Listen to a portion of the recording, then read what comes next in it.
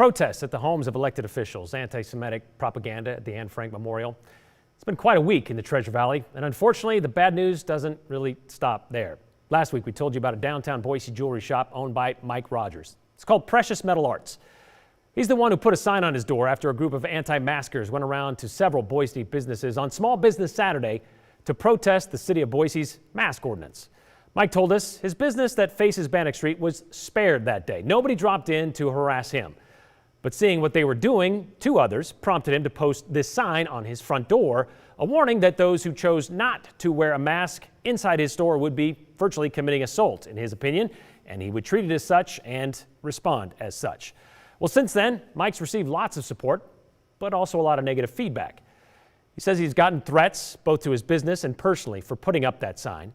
He's been very open about it on social media. Then this morning, Mike posted this picture on his Twitter account. You can see the front door of his business, the window shattered, the sign on the floor. He says all of his jewelry was locked away in a safe, but the thieves, or thief, got away with a guitar and a couple of cameras. That guitar, he said, spent 20 years on stage with him. He told me this afternoon he finds it hard to believe the sign and the smash and grab aren't related.